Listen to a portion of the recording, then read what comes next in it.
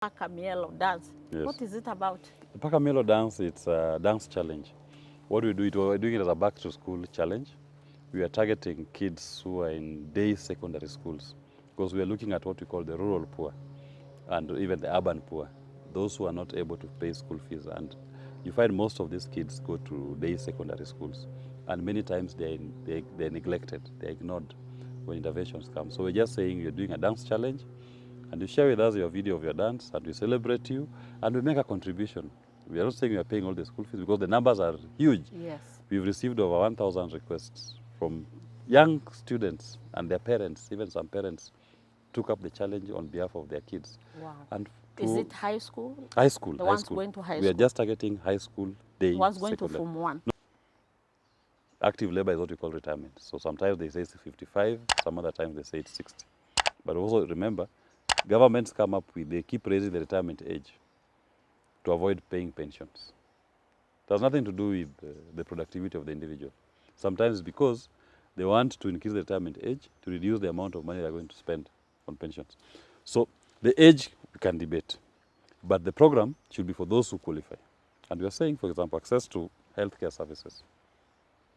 You find an old person, because even as you grow older, we have these lifestyle diseases that start creeping in. And many of our elderly lose their lives just because they are not able to access healthcare services. And this is largely informed by late diagnostics. Why not give free diagnostic services? So that if there is one old person who goes to sleep hungry, don't blame his family at first instance. It should be the state's responsibility. Because that old person that you let to sleep hungry last night, when they were productive, when they were fully active and productive, they paid the state money. The state took away their energy. So it's a responsibility to take care of that person. We believe that the elderly, because they've acquired a wealth of experience, right? And they have a wealth of knowledge. How do we integrate them into mentorship programs? Any community intervention. Because you have our young people who are largely losing our values. They are losing our ways as Africans. How did we forget about, for example, traditional medicine? Because there was never a program through which the young and the old will be brought together. That this is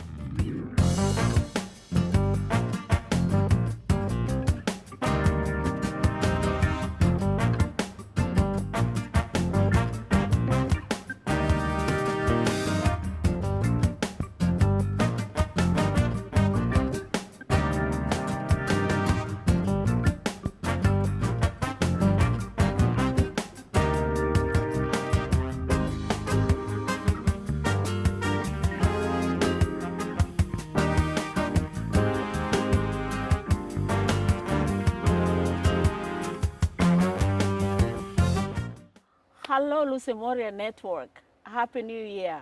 We are back this new year, and we are so grateful that the last year was a great year for us. I told you we will continue to change lives by educating, informing, and inspiring. We inspire by bringing real people, real stories at the right time.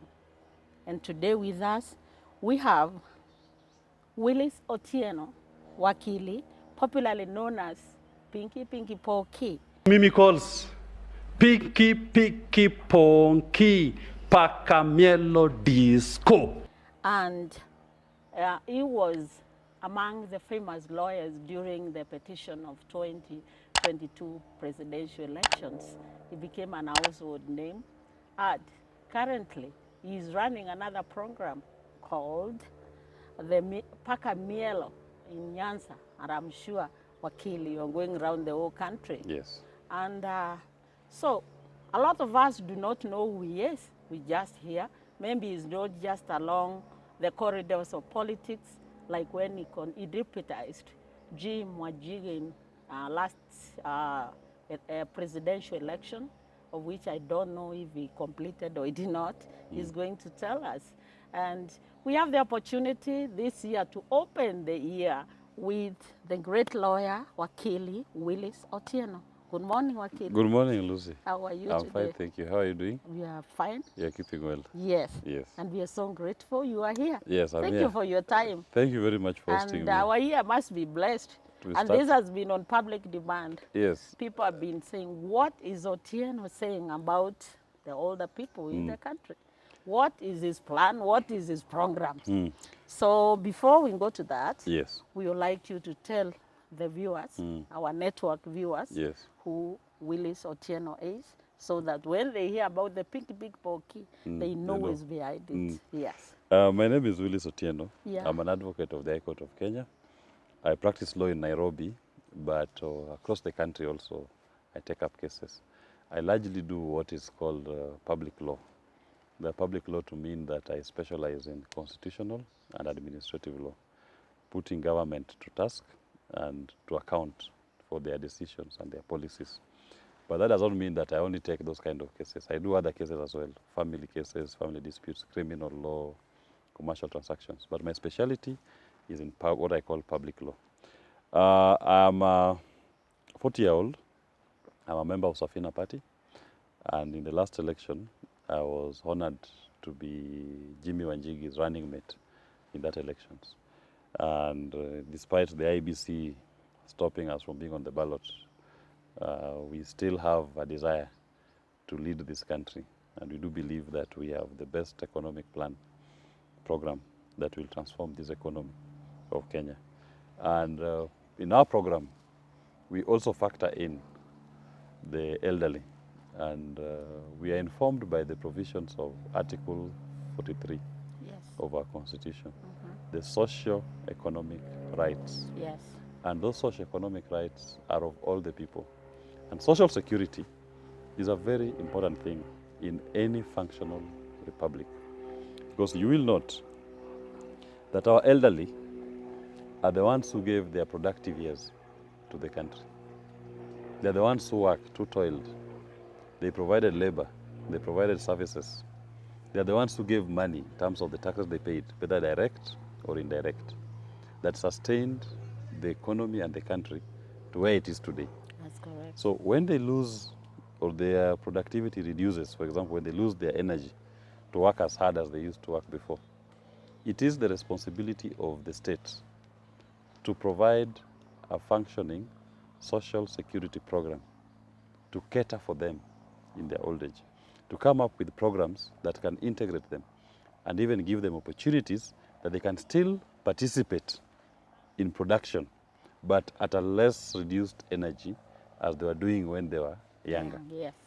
That is what, as a Safina Party, Yes. we believe in, that a social component of an economic transformation agenda that is not just focused on the young in the society, but plays a special role to accommodate the elderly in its implementation. And we say some of these social programs would include, for example, when you talk about social security for the elderly, you start by, in Uru's time, they used to give them the monthly stipend to meet basic needs. But it's not just enough to give money. Sometimes you need to even escalate it to even mean access to services. In some countries, you will note that if you're an elderly person, you have preferential access to a bus, Yep. and you don't even pay. Parking. Parking, you have preferential access. So those are the kind of things that, as in our Safina Party, we have envisaged to be our social program for the elderly.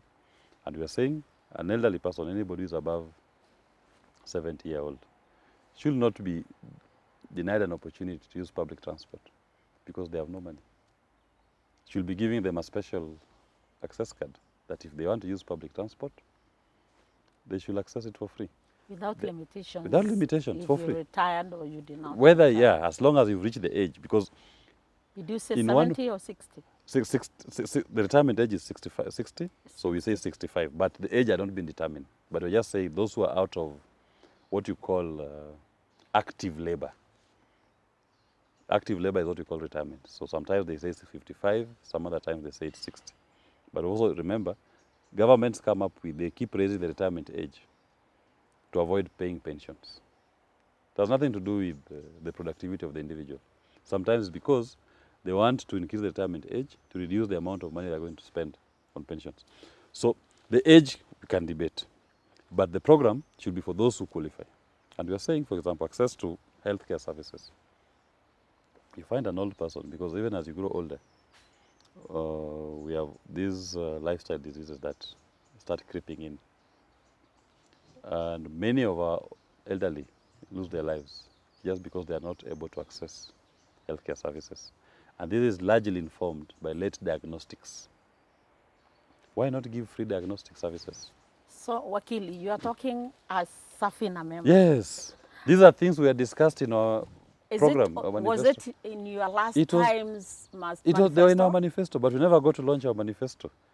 So, yeah, you just said somewhere in the process that you were denied the opportunity. Yes. Well, how did that happen? You know, actually, we knew you were there, but we didn't know. We did see you at the ballot. At the ballot. What happened? You know, IEBC, led by Chebukati, they decided to go on a political witch hunt against Jimmy Wanjigi and claim that it doesn't have a university qualification. But Jimmy Wanjigi had finished his university education at Daystar University. Yeah. He was due to graduate in May. Yeah. The university decided to postpone the graduation ceremonies to December because of, I think, funding issues. So that was the reason That was the only reason. That's why we missed this big manifesto. That, exactly. Which just is that. dwelling much on the older persons. Yes. So, and I am telling you, like when we talk about giving mature citizens free diagnostic services, because we notice that with these diseases, most people end up losing their lives because of late diagnostic. Early diagnostics, you are able to cure and to attend to the ailment before it mutates into something that is beyond repair. Another thing that we had in our manifesto was what we are calling telemedicine. Telemedicine to mean you have an elderly person in Marsabit. To bring that patient to Nairobi for diagnostics alone, the cost and the number of days, because he must come with a carer. Transport alone will take them a whole day or two to get to Nairobi. They must start thinking of where they're going to be accommodated. So the cost of just moving the patient to Nairobi itself is prohibitive. They'll never make it. But you can move that person from a local center to Moyale town. Or Marsabit town. Or Marsabit town. And you take them to a healthcare practitioner. And this healthcare practitioner in Marsabit town is connected to a health care facility in Nairobi. So the doctor in Marsabit town will take the specimen for the patient, send them to Nairobi, and then you do teleconference, telemedicine. How possible is that, Wakili? It is, so that the person in Nairobi will be able, you have a doctor in Nairobi who will be able to read the diagnostic and give prescriptions. And then it was meant to be a dialogue forum across the country, that every week we can say that this week we are doing a prostate cancer, for example. This week is dedicated to prostate cancer, next week is diabetes. So you have dates. That is what your plans That is what our plans were. Programs. These were our programs. We call them programs. Because plans can fail. Plans fail like Kenya Kwanza plans have failed. Programs are to be implemented. So you can imagine if this week on a Wednesday, we say we are dealing with prostate cancer. So, Wakili, so doctors across the country. That means with that kind of manifesto and programs, you say they are not plans. Yes. Are you still like in the process of 2027? You'll be on the ballot? In fact, we will be on the ballot. We shall be on the ballot. And we will win. If Chebukati will not be there. Chebukati is already out. Oh. As we are still here. So you're safe. As we are still here.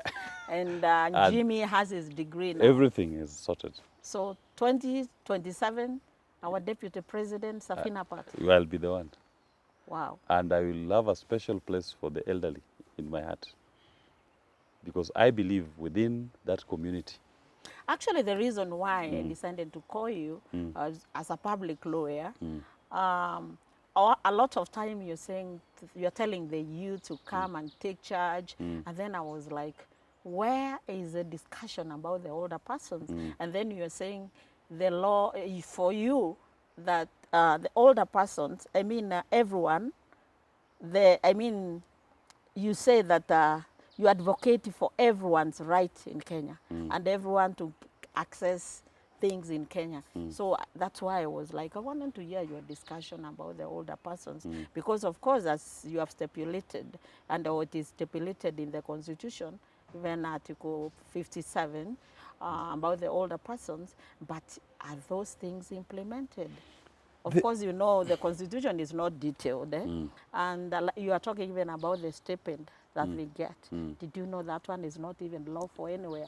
This is something which was just said, and that's why it is difficult to trace. That's why the older people, they can get it this month, the next time they get it is not there, because there's no one to hold accountable. Did you know that? I know that. So what are you going to do about that? So it means that the older people in Kenya, despite what the Constitution says, there's actually nowhere where they feature.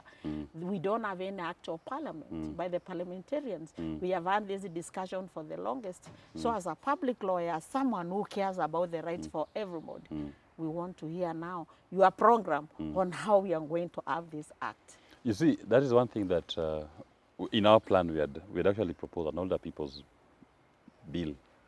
So you have a legal framework that will regulate how the society integrates and takes care. Because I believe taking care of an older person should not be the responsibility of the family alone. It's the responsibility of all of us. Like the Constitution says? Yes, Yeah. all of us. Yes. Led by the state. Yes. And the family comes second. Yes. And the rest can come third. Yeah. But the ultimate responsibility should be vested on the state. So that if there is one old person who goes to sleep hungry, don't blame his family at first instance.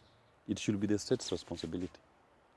Because that old person that you let to sleep hungry last night, when they were productive, when they were fully active and productive, they paid the state money. The state took away their energy. So it's a responsibility to take care of that person. So yes, we had proposed an older person's bill So, that will come up with. And all this, it's when you get. Of course, unfortunately for us at this particular point, So we don't have parliamentary. What can you do at this we time? don't have parliamentary representation as a You don't have political party. parliamentary representation. Yeah. You are not at the State House We are not yet. there. So, So what is your plan right what- now? Because we should see something happening. No, so we say that Safina is working. It's, we have our social engagements, but it's limited. The scope of it is limited. Even if you are to intervene, maybe you impact the life of maybe 10, 20 old people. But in terms of those who are in need, the extent of those who need you need to impact, you are talking of a minimum 2 million Kenyans in that bracket, minimum. And we have something else, our Kili, that's going on right now. The day before yesterday, we saw a 90-year-old woman in Kenya who is part of the people who fought for the independence of this country, her house being demolished in the middle of the night. Yes. As a public lawyer, what are you saying about that? Those are cases that I normally do those kind of cases. In fact, there was a community I was representing in Naivasha. They are largely elderly Maasai people. In fact, the oldest was 106 years old, but unfortunately died before we concluded the case. And they had been threatened with eviction from their land. And they're saying, this is the only land we know as ancestral land. This is where we were born, we were raised, and we ultimately managed to get our justice in court.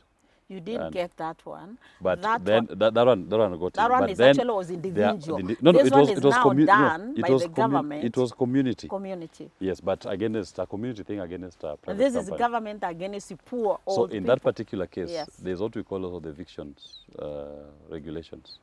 The manner in which that house was demolished, just from the newspaper clips I've seen, they didn't follow the eviction regulations. Because you don't just evict someone and demolish a house arbitrarily like that. In the middle of the night. In the middle of the night. So at face value, that family and the lady has a recourse against the county government for what they did. And the Supreme Court of Kenya... You call that government? That is supposed to be a government. That is supposed to be a government. that is acting like a rogue entity.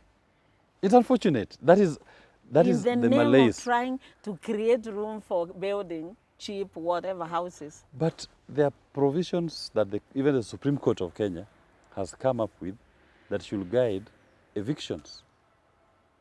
And nowhere should an eviction be done in the middle of the night. There should be notice. You must make sure that you provided adequate facilities or opportunity for the people you want to evict. For them to, because the dignity of an individual is never lost. Even if you're supposed to be evicted, even if you're on the wrong, you don't lose your dignity. And you must be treated as a human being when an eviction is being done. That was a rogue act. By a government entity. In quotes. Yes.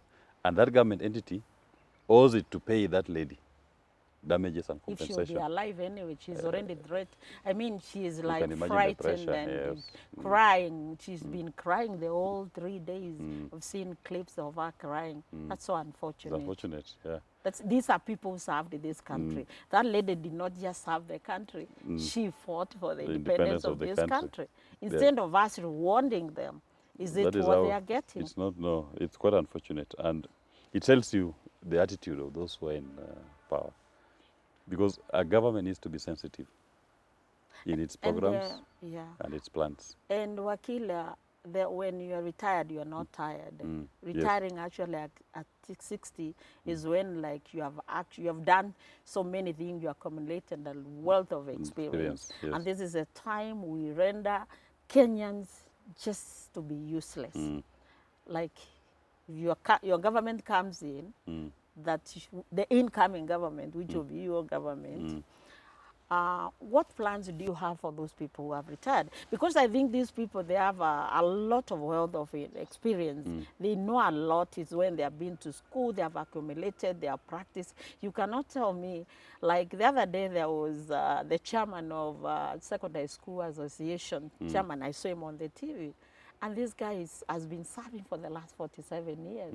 I could try to imagine what he knows about education. As a high school teacher, he's been in all these schools all over. He has handled all students. He has handled everything to do with education. He knows where success comes from, how people fail, what should be done. And what he was complaining about is that no one involves when the laws are just being by green people, with someone who just came and became a peers of education. No, all of a sudden. All of a sudden. You know, so what do you think we should do with this kind of people? Like in the West, in the US, when you see like the neighborhood watches, they are like Nyumba Kumi here. Who would be the best person to be a neighborhood watch than someone who was ex-police or someone who was a military person? Who would do better than them? So because that is their area of expertise. So what do you think? Because we should do something with these people. They are not like stupid just because someone retired. 60 years, you can imagine. It's still a very young age. Yeah. You see, as what we had planned, for example, we had said one way that you can integrate and involve, because it's true, the old people. You had said, or you are still saying? We are still saying it. It's captured in our manifesto. Their document is still there. Okay. One day we'll share it with the Kenyans to read when we relaunch it. Yeah. We believe that the elderly, because they've acquired a wealth of experience, right? And they have a wealth of knowledge. How do we integrate them into mentorship programs?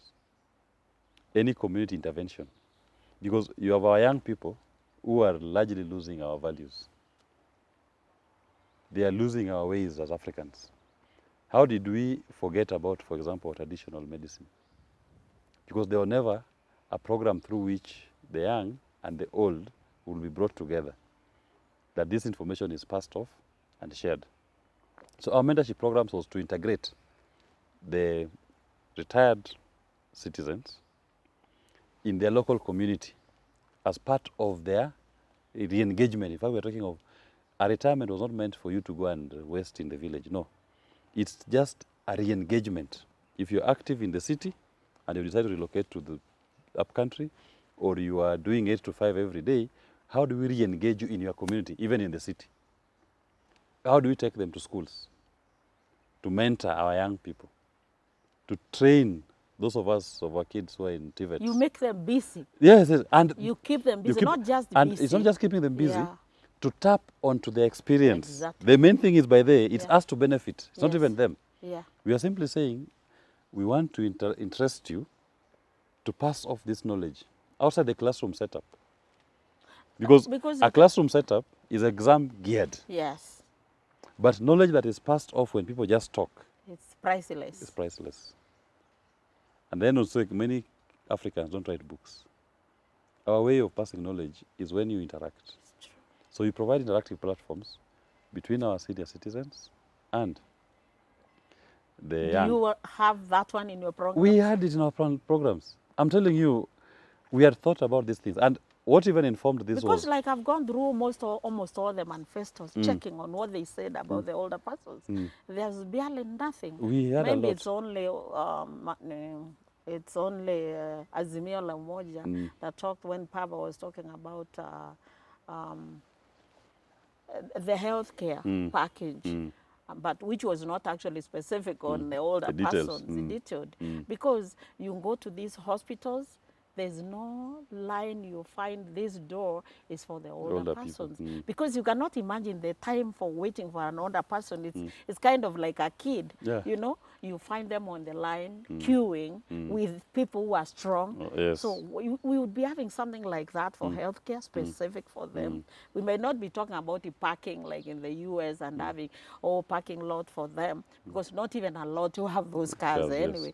But it's simple things like toilets.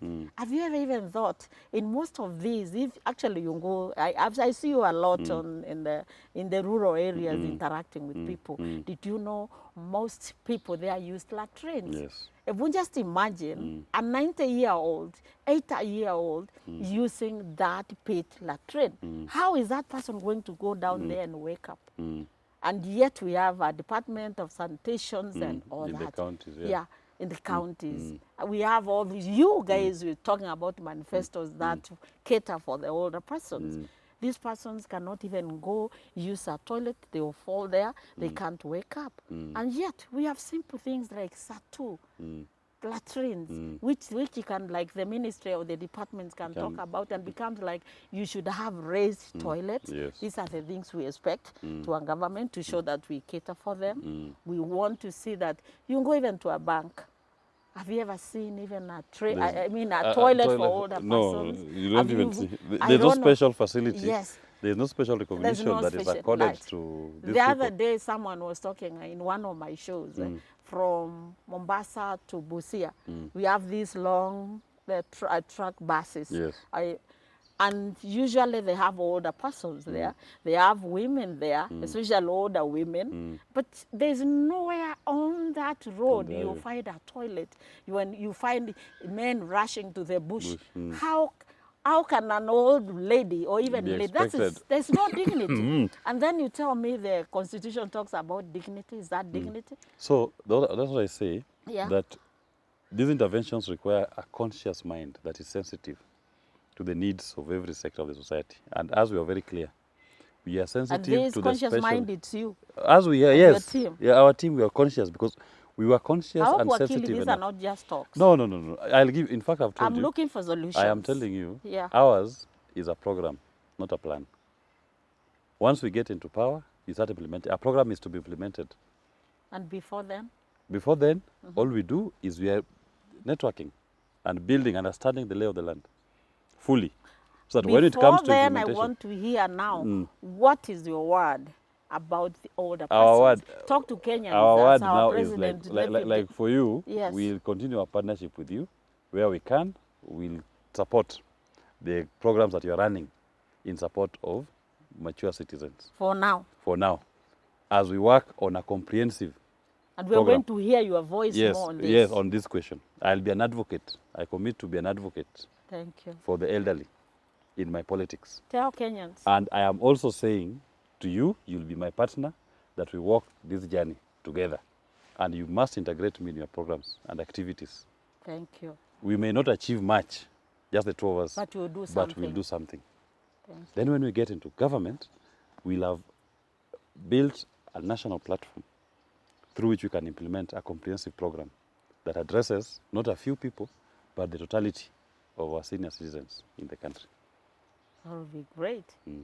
So if you are to talk to the older persons out there who are retired, who are about to retire, because now we might be talking about the retired, it might not change so much. How about those who have not retired? What would you tell them as our kid? My advice to them is that, number one, we need to understand that retirement does not mean a condemnation. You are not retired as a human being. you are still a human being that now has acquired a wealth of experience and knowledge that no other person will have in that particular field. So the fact that you stopped your 8 to 5 employment does not mean that you also retire this wealth of experience and knowledge. It is important that our mature citizens transfer this information and knowledge to the community in which they are in. And part of that transfer is our elderly people need to engage more in mentorship programs with our young people, show them what you've learned, the wealth of experience that you have, and the knowledge, the exposure that you got. And you can do it even at your local primary school, your local secondary school.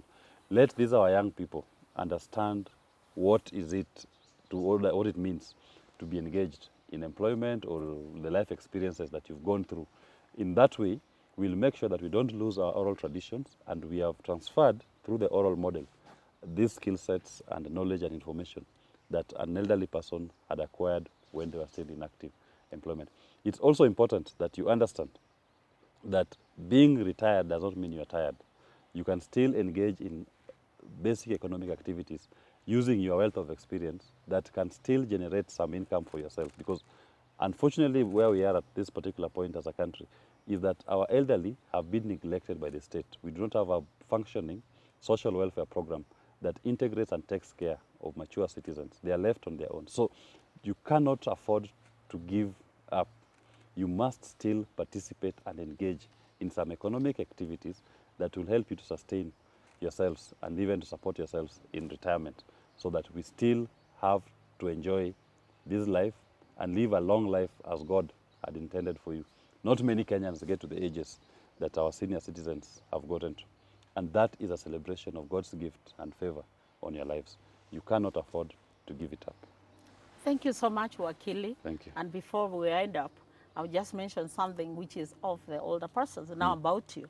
I've seen you on social media platforms and all over, like the whole of December, you are doing activities in Nyanza, something called the Paka Mielo dance. Yes. What is it about? The Paka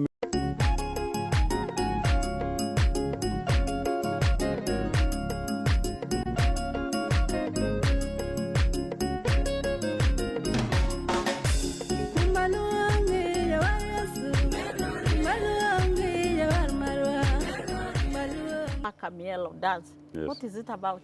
The Paka Mielo dance, it's a dance challenge. What we do, we're doing it as a back to school challenge.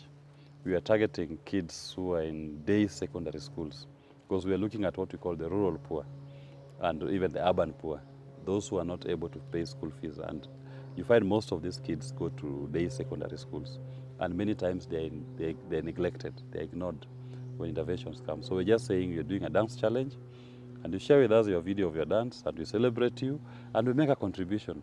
We are not saying we are paying all the school fees, because the numbers are huge. Yes. We've received over 1,000 requests from young students and their parents. Even some parents took up the challenge on behalf of their kids. Wow. And Is it high school? High school. The high ones school. going to high We are school? just targeting high school day. The ones going to secondary. Form 1? No, even, So even as long as you're in, university? yes, as long as you're in high school. Yes. Whether you're in Form 1, joining now, or you're in Form 4, as long as you're in high school, and the little we have, we share with you as support. But So the now dance actually- challenge was just for purposes of creating fun around it, so that we also And feel good. indeed, it is very Yeah, fun. we create- But Wakili, because that thing is very fun, and I'm sure these students, and you have big dreams for this country, we need to see you in Isiolo, in Meru, in Eastern Province, and Northeastern. Yes, Can in we fact, extend we are and going we to have you sponsor some students we are- from those yes, areas? in fact, there are some students from Kisi that we've sponsored, and some students from That's all Machakos. Nyanza. No, we've also from Machakos. Yes. Because there was one that was done by a Kamba artist. So we used it to get some students from Machakos and Makueni and Kitui who were able to participate. But we also want to do one for Meru, Kisi. So we'll be progressively. Isiolo. And Isiolo. We'll progressively be doing it across the country. The main thing is that we want an interactions with all our people. We are not exclusive to a particular region. Okay. We are looking at the totality of the nation. So the process is to have a local dance. A local dance, something that people can easily Even relate to. Isiolo, we dance, have a Kiborana dance Yes. or Somali the dance. Somali dance that features the theme The theme of Pakamielo. of The dance Pakamielo. is, the cat is dancing. The cat is dancing, Yes. and then we can have it from schools. A parent can A parents parent, can a come up with a student, dance, yes, or students, yes. and Or even send to you. even a guardian. Oh, Yeah. okay. So we'll now do the Meru edition Wow. of Pakamielo. Yes. We'll get it in Meru language. Yes. And then we get Borana language. Borana language also we do for them. Yes. And we have fun as we raise funds, because it's more fundraising. Wow. We are raising funds for our kids who are going to school. Let no child miss school. Because of Kenyans, lack this of is school what we fees. are saying, and maybe Wakili now, the next fun dance should be about caring about the caring older persons. Once we've taken our kids back to school, We start we'll the start a dance for our, taking care of the older in fact, persons. it'll be a challenge of who Yes. is taking care of their Who is grandfather the taking best. care, and that is why we are So you saying. tell us your story. That's why we are saying our platform is about educating, Yes. informing, and inspiring. Inspiring, yes. And our challenge for this year, it is we have everyone to stand for, with, and for an older person yes. in Kenya. Exactly. And we're going to do that through Mielo dance. As soon as we are finished, we're back to school. Wakili says we will start a Mielo dance for the older persons. Yes. The person who is taking care of an older person. Yes. The caregivers.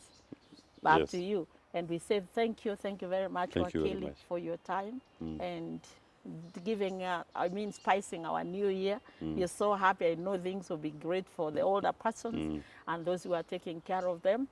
But viewers, don't forget to share, to like, to comment, and subscribe on Lucy Moria Network and Network for Kenyans. Thank you.